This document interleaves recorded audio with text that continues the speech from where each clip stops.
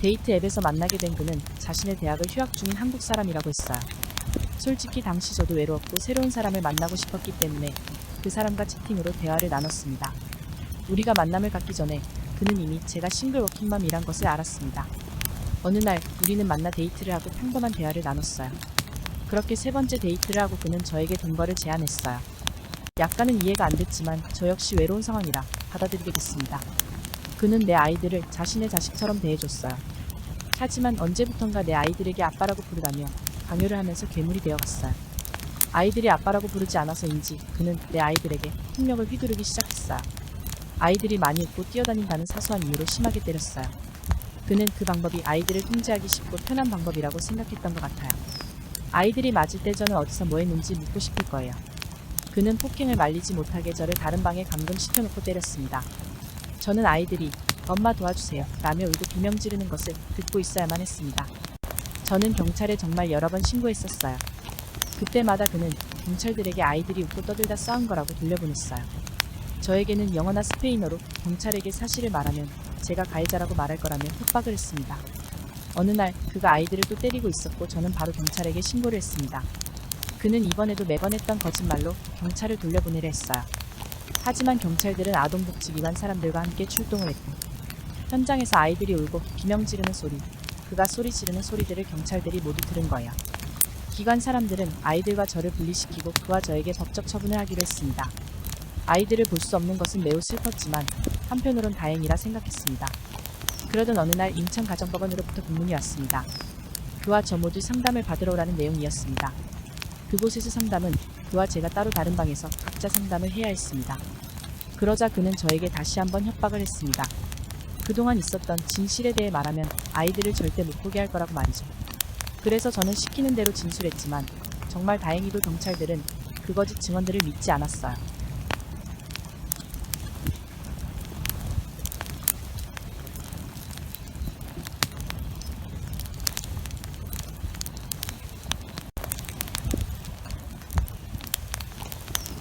그와 그렇게 3개월이란 시간을 같은 집에서 더 보내야만 했어요.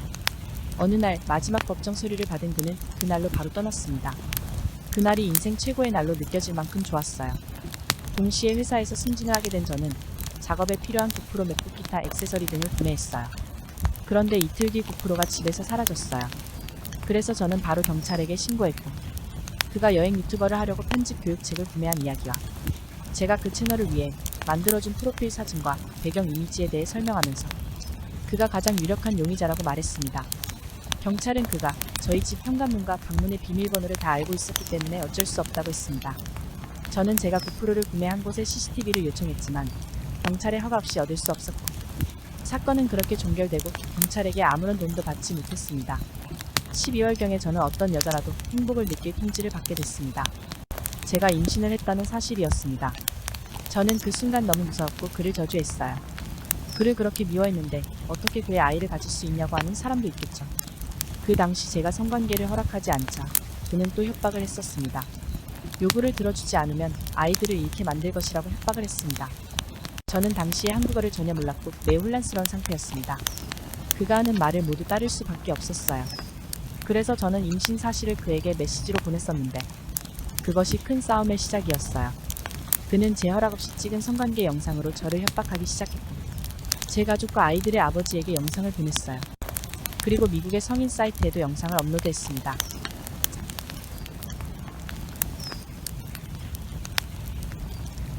그 이후 저는 완전히 망가졌어요. 한 달에 5번이나 안 좋은 시도를 했습니다. 그때마다 누군가가 저를 도와줘서 살았습니다. 그럼에도 그는 여전히 저를 괴롭혔습니다. 저를 매일 관찰하고 어떤 말을 하고 뭐라고 있는지 하나하나 다 알고 있다고 했어요. 왓츠앱을 차단했더니 이후엔 카톡으로 메시지를 보내기 시작했어요. 그래서 경찰에 신고했더니 인도네시아에 있다고 하면서 그가 보낸 게 아닐 거라고 했어요. 하지만 메시지가 계속 이어지자 경찰이 수사를 하기 시작했습니다. 그렇지만 인도네시아에 있는 그를 수사할 방법은 없었고 그를 한국으로 송환 요청하기에는 충분한 사유가 되지 않았습니다. 그는 저를 죽게 만들 거라고 협박했어요. 그가 보낸 메시지를 잠시 공개하겠습니다.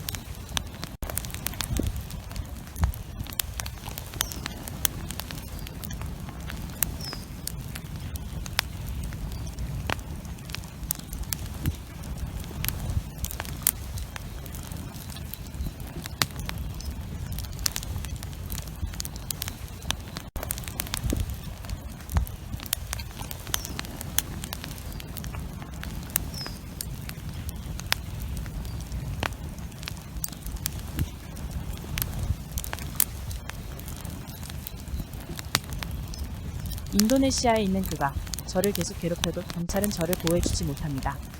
그럼 누가 그를 통제할 수 있을까요? 저는 이런 일련의 사건들을 이겨내고자 용기를 냈습니다. 새 직장을 구하고 이사를 하고 전화번호를 바꿨습니다. 새로운 삶을 살고 싶었습니다. 최근 그가 돈을 벌기 위해 사람들과 출연하는 여성들을 속이는 것을 보고 있습니다. 그 여성들은 그에게 이용될 뿐입니다. 제발 그를 믿지 마세요. 나는 그가 저에게 했던 일에 대한 모든 대가를 치르길 바라고 있습니다.